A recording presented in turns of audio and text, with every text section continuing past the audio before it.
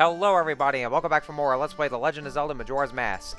In the last episode, we did the Spider House at the Southern Swamp, and in this episode, we got some more side quests we gotta do. Get some heart pieces and maybe some other masks as well. Start with, this is the post office right here. 4, 5, 6. Wow, those ears! Oh, they're fake. You startled me. Don't disrupt my training. In my mind, I am running for exactly 10 seconds without looking at a clock. I was in the middle of a mental training. You may make fun of me, but this is quite difficult. Will you try? Oh yeah, sure, I'll try. Press A to start. Count 10 seconds, and the precise moment you think you've hit 10 on the dot, press A again. Alright, so yeah, that's what you gotta do. Just wait till the timer hits 10. Now, here's the catch, though. You want to make sure you wear the bunny hood for this one, and, well, that's actually the reason why. Is because, if you don't have the bunny hood on, you won't be able to see the timer at all. So, if you want to see it that way there, you'll know where the timer is, and, then wear the bunny hood, then you'll see it on the screen. And then just make sure to press A right at the exact moment. Like, you can't really, it has to be, like, exactly at 10 seconds and nothing else. Just make sure you hit the A button at the exact moment. Now, it was kind of tricky for me, though, because since I'm playing this game on the NSO, I did notice about the, about a tiny bit of a desync latency issue that there was. I mean, it's not too noticeable or anything, but, I mean, it kind of is, like, when I play the Ocarina, or, like, if I do a minigame like this. And so, because of that, then, like, I had to make sure that I just hit the A button right before then. So, yeah, because of that, like, for some reason, it might be because of an emulation issue for the NSO, but like I said, it's actually not too noticeable. It doesn't really affect the game too much, though, thankfully. But, you know, it's just a slight bit of it there. So, that's the reason. So, I had to make sure I just get it right then and there, but... You know, like I said, it's not a real big issue, though, and I mean, the game still runs perfectly or just fine otherwise. It's just, you know, just that one minor thing there, which, hopefully, I'm pretty sure, you know, Nintendo should just, update it, you know, just, do any patches here. I did hear that upon the initial release, that it actually was a bit worse than that, though, but then they actually just, made some patches there, which is not fixed like, it's not really fixed all the way, though, but, you know, but I mean, it's at least better than how it was before. Because I know some other N64 games on the NSO was going to have some different issues. Like there was Ocarina of Time with where, you know, they there was no fog whatsoever, and so they didn't put that in. But they actually fixed it later on to where they re-added the fog effects and all of there. So so that's good at least. And I think there were some other issues. Like I actually did hear that that Perfect Dark, which is actually just recently got re-released on the NSO. Which I'm sure a lot of the fans are actually glad about, because, you know, despite the fact that since Rare is still in cahoots with Microsoft, they're actually still releasing their games on the NSO, like on the Nintendo Switch. Like they did the same with Banjo-Kazooie, and they got other Rare games on there as well, like Battletoads. And so yeah, they got that going on. And you know, I think it's because, you know, since lately Nintendo and Microsoft, well, actually they've been on real good terms lately, and so they got to share their IPs and all that. So that's the reason. But I did hear there were some issues with Perfect Dark on the NSO, which, of course, by the way, folks, if you ever want to play Perfect Dark, it's actually going to be on a separate N64 app, to those of you who don't know. It's actually for the mature rating app, like for those ages 17 up. So yeah, it actually has its own separate app. It's not in the main N64 app itself. It's just a separate app, which I actually did just download because I was actually wanting to play Perfect Dark. Because, like, honestly though, I've never played Perfect Dark, and it's actually one of those games I've really been meaning to play for quite a long time. I guess because, you know, since having grown up, I wasn't able to play it because you know, my because it was very strict for me, or you know, I actually had some strict parents, though, but you know, I had been meaning to play Perfect Dark, and I was actually glad to see it was out on the NSO, but because of hearing those issues, though, then I was like, yeah, I mean, I might still have to get a refurbished N64, like something that actually works for once, and just get a copy of Perfect Dark. By the way, folks, I also did mention this. Like, remember when I was mentioning about how, about the expansion pack, and, like, there's a few of those games? Perfect Dark is one of those games in which you actually are required to use expansion pack to play the game. So yeah, it's that game, and then there was Majora's Mask, and then there was Donkey Kong 64. So yeah, basically those games. I'm not sure there are any others, but those are the ones that I know of. So what I'm doing here is that I'm going to those holes here, and if you see those Gothic stones right here, what you have to do is that you want to make sure you have a Deku Link, or it's actually possible to do the other transformation masks for this here, but since I only have the Deku mask, then I'm only going to do it right here. And so what you want to do is that you want to stand in front of the biggest gossip stone there is, and you want to play the Sonata of Awakening, and to make sure you're in the transformation mask. Like, you can't be regular Link for this. It has to be one of the transformations.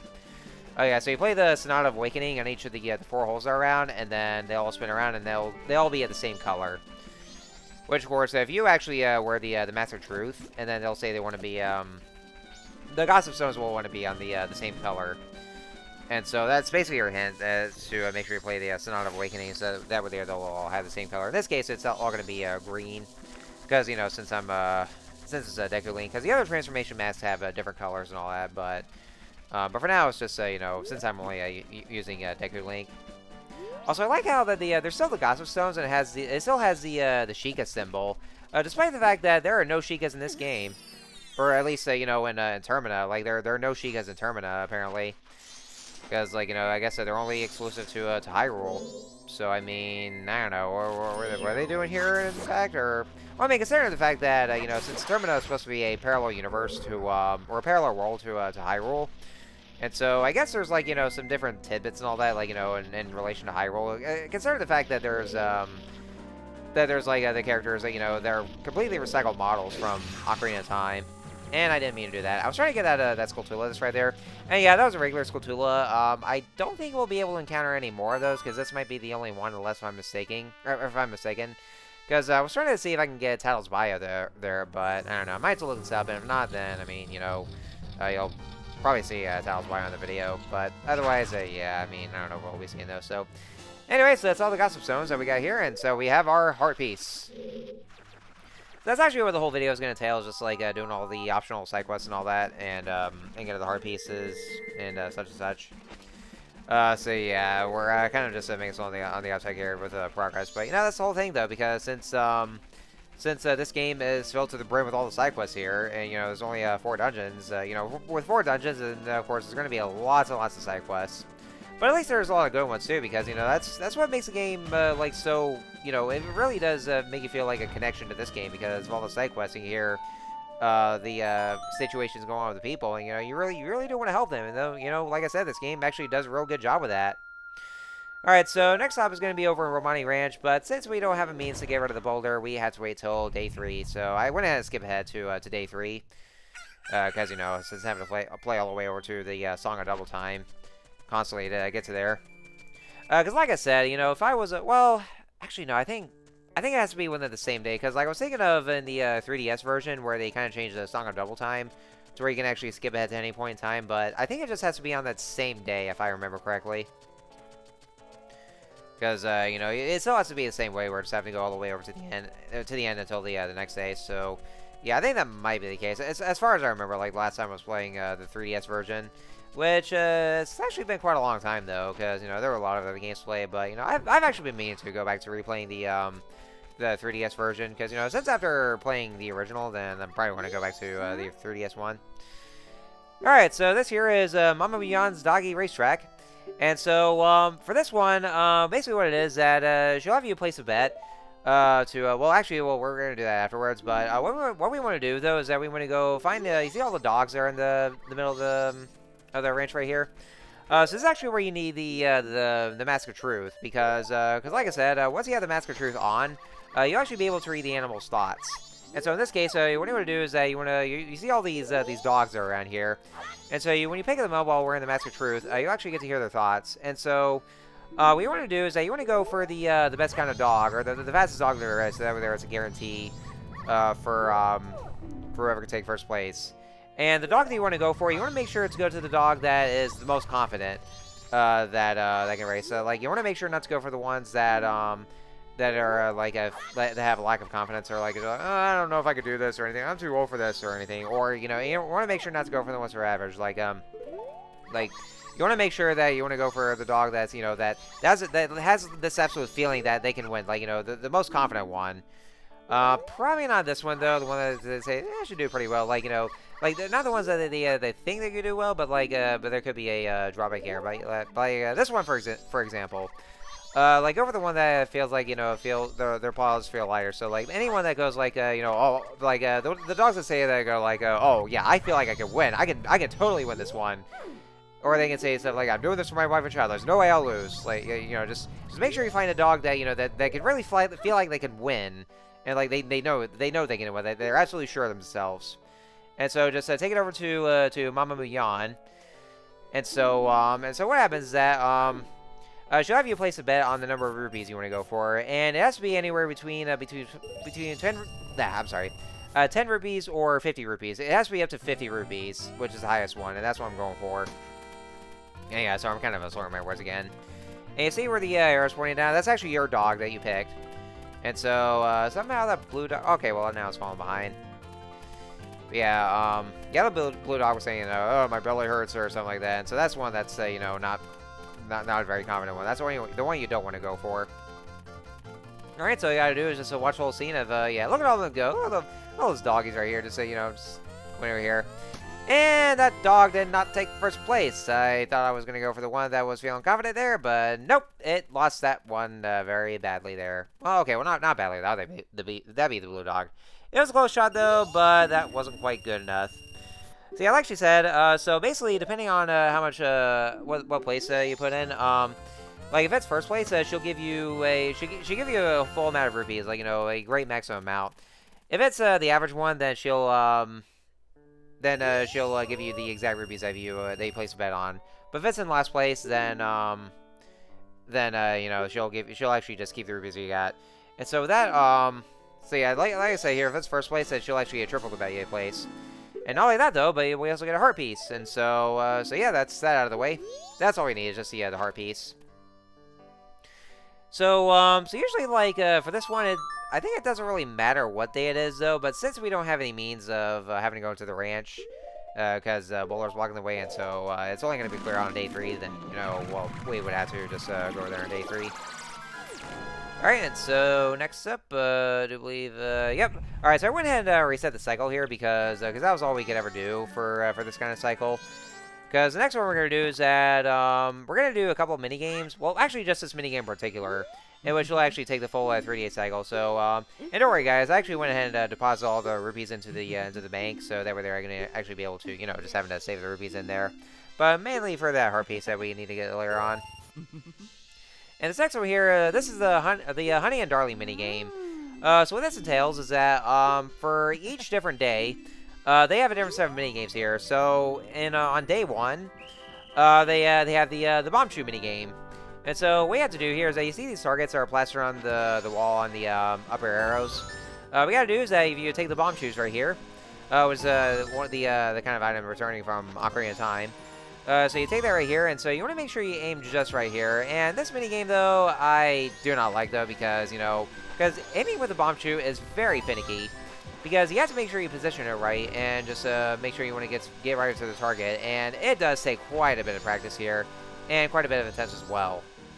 And you actually and you have a minute to do this here. So, so yeah, there's at least like a couple of mini games that take a whole cycle. Like there was already the Deku Playground, which of course we already took care of that in the during the tutorial cycle that we did. So that's that taken care of. So it's actually that one that we can do next, just to get out of the way. And so yeah, I think what happens is that, oh, hey, look at that. I got a perfect one. Well, that's because, what I did, though, is that since I'm playing the NSO, then I did a save here, so that's the reason. So technically, I guess I got that in the first try, but not really, though. And so each time you win the minigame they have here, then they'll give you a purple rupee, which has 50 rupees, of course. And so, so yeah, that's all for it right here. And so let's come back on the next couple of days, or at least on, or starting with day 2, to see the next minigame they'll have here. Because we have to do all 3 of those in a row to get that heart piece. That's actually what it is. So that's the reason why I had to go ahead and reset a cycle, or reset the whole cycle, or the last cycle was here. And that way, I can be able to do those mini games. And next one is the town shooting gallery. There's actually 2 shooting galleries in this game here. There's one in the clock town, and there's also the other one in right by the southern swamp. So we're gonna go and start with this one here. Now, we're going to do this one twice, actually, because the first time, there's actually 2 prizes that we have to have here.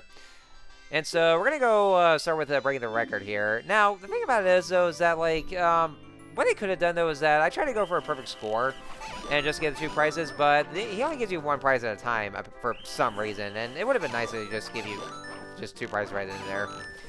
So for what this minigame is that basically it's as you do the or shooting out the Octoroks that you see here. Make sure you go for the pink Octoroks, but don't hit the blue ones though, because if you hit the blue ones, then the time will actually decrease exponentially here. So yeah, make sure and you want to make sure you get the right shots right here, and because you know if you take too long, then they'll all disappear. So just make sure you get the right ones. Now, I kind of messed that one up here, but then again, though, I was going to go for the first round, which is just breaking the record. The second round is that you want to get a perfect score to get the other prize that we want to get. So, and you know, it takes a lot of practice here, especially since, to those of you, if you're playing on either the virtual console releases, either on the Wii or the Wii U, or any one of those, the aiming, or having to use the analog stick for aiming on the bow and arrow, it actually sucks. Because the analog sticks are very sensitive to touch, and it's actually because yeah, I'm actually stopping right here because I reached the broken record here.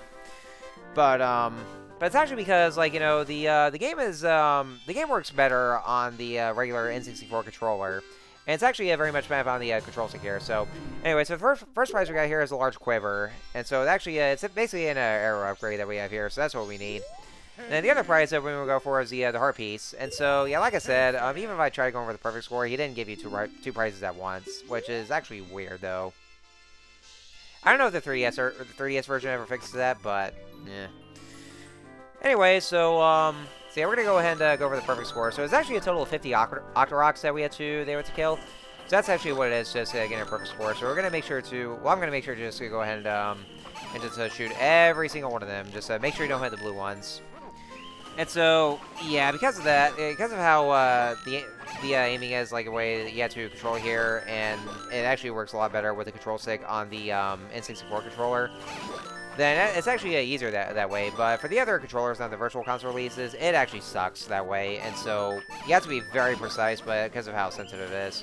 And that's actually the reason why that, you know, since I'm playing this game on the NSO, and it actually has the Pro controller that's actually that's an exact replica of the N64 controller. So that's actually one thing about the NSO that I'm glad about.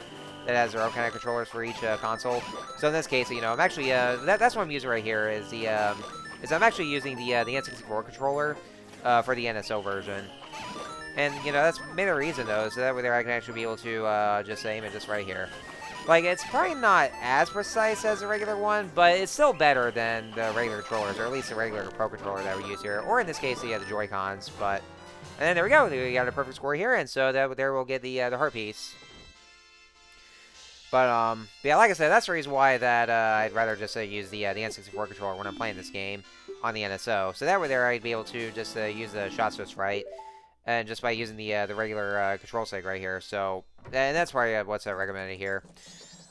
And so, yeah, if you ever want to get those kind of controllers here just for that, then I would say go for those online. I think it was possible to do on the regular Nintendo Switch online on the app itself, but I think they kind of sold out on that one. So I think it's best to either just go for eBay or Amazon or what have you. So that's actually what I did. And so after that's done, then we're gonna go to the other shooting gallery that's in the southern swamp. So yeah, I just have to get that out of the way, like, you know, basically some kind of a shooting gallery kind of thing. The other one is a little trickier though, because those ones you have to make sure you want to get the get those perfect scores for the other shooting gallery, and it's I mean I kind of forgot like how the rules were, because I guess it has been a long time since I've actually done that shooting gallery, but yeah, for those ones you want to make sure to just get those first scores. And yeah, I see that point right there. I'm actually just showing that for a bit here. If you're playing the 3DS version, oh, get this guy out of the way. But anyway, in the 3DS version, they actually added a new optional minigame here. They actually added the fishing ponds. I remember the fishing ponds in Ocarina of Time, or at least there was one of those. Well, they actually brought those back in the 3DS version. And so, if you have a fishing pass for one of the side quests or minigames that you'll get, you'll be able to have access to the to those fishing minigames they have here. Now, just so you guys know, they are completely optional. Like, there's actually no heart piece involved or anything like that, or any other kind of upgrades there is. They are completely optional. So you really don't have to worry about having to get those. It's just there. So, you know, if you ever, so if you're a fishing enthusiast, then, you know, if you ever want to go for those, then you can just try that. But personally, though, I never liked the fishing minigame in Ocarina of Time, and so I never really bothered with the fishing minigames when I played the 3DS version. So, so I didn't really go for those. But, you know, they're there, and, you know, they're completely optional, but it's kind of pointless at the same time anyway. But yeah, that's just what it is. So this shooting gallery here, so what this entails is that for the enemies that will come up here, they actually give you different points. And so what you have to do here is that you want to make sure to shoot every single enemy that's shown on the stage itself. And you want to make sure that they don't go away at all. So, so you see, like, you know, those the mass grubs you see here, they'll give you 30 points. The waves that you see here, they'll give you 60 points. And the other mass grubs that you see up on the rock or the tree itself, they give you 100 points. And if you ever see those wolfos that come across, if you shoot those wolfos, they'll also give you 100 points. So if you ever see them, make sure you shoot them as well. And so that way there, you'll be able to shoot every single one of them. But you want to make sure you have to shoot all the enemies here at once, though. Like in this case, if you see the waves, you have to make sure to kill all of them.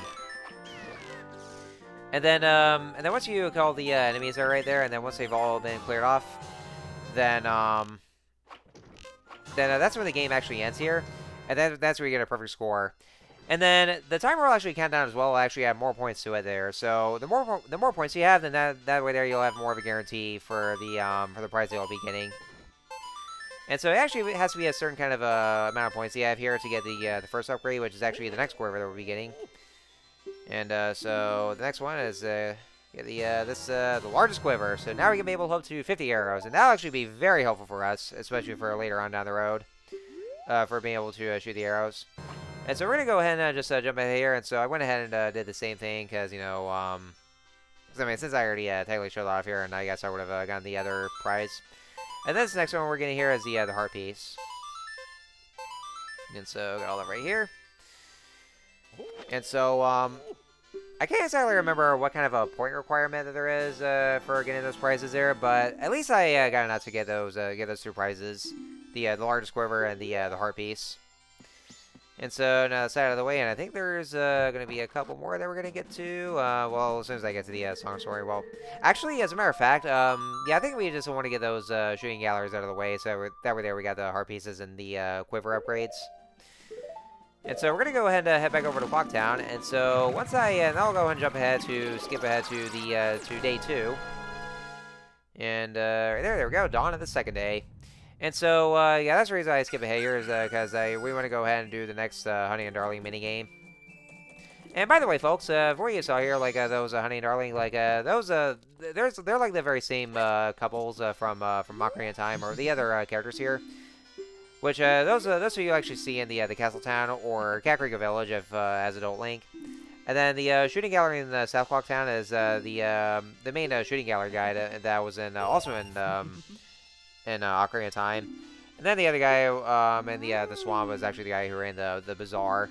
Yeah, you know the bazaar. All right, so here we have the next mini game here. This here is where you have to it's basically a basketball or a bomb basketball, or in this case a bombsketball, which is actually probably the same name as one of the Mario Party mini games. So what you gotta do is that you take those bombs here, and then you want to shoot them over to the to those baskets that you see over there. They actually be surrounded by water here, but you want to make sure. Well, actually, I didn't really mention this in the whole mini game here.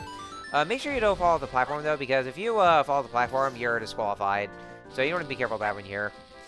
And so that's actually the reason why they flood the whole room with water. Because once the bombs go into the water, they'll actually diffuse themselves. Because that way there, in case you actually follow the platform, then you won't really take damage from the bombs, and so that's actually a good thing. So, so yeah, you want to make sure to throw the bombs over to every single one of the baskets, and then that way there, you'll get the score. So it's kind of like basketball in a way. Which, kind of think of it though, kind of reminds me in this one mini game in A Link Between Worlds, where like there's that baseball mini game, where like it's actually in low rule. Where there's that one mini game just playing some baseball. So yeah, playing some sports games, and now we're playing another one, like in this case with basketball, but with a bomb. So yeah, like I said, it's a bombsketball, and like I said, it's from Mario Party. All right, and so here we are over day 3, and so we're gonna go ahead and finish up the rest of the Honey and Darling mini games in day 3. Now this one is actually the easiest one somehow. So like it's kind of weird though that the first 2 mini games are kind of difficult and they're rather finicky with having to aim either with the bomb shoes or the bombs themselves. But for this mini game is actually the easiest one somehow, and it's kind of weird that it's like just goes a little backwards. So what this mini game is that it's actually yet another, you guessed it, shooting gallery, or in this case just target shooting. Well, actually, yeah, it's shooting gallery. So yeah, 3 shooting galleries in a row, folks. So all I gotta do is just shoot all those targets right here. Yeah, break the targets. Yeah, it's had a friend of that there. And so yeah, just all you gotta do is just shoot the targets right here. It actually is possible to shoot Honey and Darling, because if you actually just shoot them, then they'll call you out for that. But what it does here, it actually does freeze the time back here. And yeah, the ground will actually shake because of the moon getting closer to its crash course, and so because of that, there's like some tremors. So it actually does throw you off here. But like I said, it's actually the easiest one that there is, just having to shoot the targets and all that there. But if you actually, like I said, if you shoot Honey and Darling, then the timer, the clock will actually freeze, or the timer will actually freeze there. So that way you're given enough time to be able to shoot those. So you can actually cheat in a way. Yep, just like the nerd said. That's right, we're going to cheat, but except we really didn't cheat, though. And with that, we got a perfect score. And by the way, folks, I think for the names themselves, the woman is named Honey, and the man's name is Darling. So yeah, they're just like different names here. And so with that, for completing all the mini games in the whole 3-day cycle, we have the heart piece for that. And so yep, we got that done in there. And I do believe that should be it for the whole cycle here. So that's all the mini games here for this episode, and all the side quests. Well, basically all there was just not so much side quests though, but like just mini games that we play here. But it's mainly for the sake of getting the upgrades and the heart pieces. So yeah, that's all there was. So yeah, that's all the optional stuff we got here. And so I would say with that, that's all. That's nothing other kind of optional stuff we can do here. And so I guess we can go ahead and make some progress. So. Yeah, like always, I'm going to go ahead and just deposit all the rupees here and, yeah, have them recognize me and commit more, bank fraud. Alright, so let's put all the rupees in there and be able to save those. And so, that out of the way, yep, it's 939 rupees. Yeah, we're going to make sure to get all, like, 2,000 rupees here. I think it's 2,000 rupees with our base, so... Anyway, so yep, that should be it for this video. So, next time on Let's Play Majora's Mask, we are going to go ahead and start the next cycle, and we're going to go ahead and make some progress. And our next destination is going to be to the mountains in the north. And so with that, I will see you guys next time.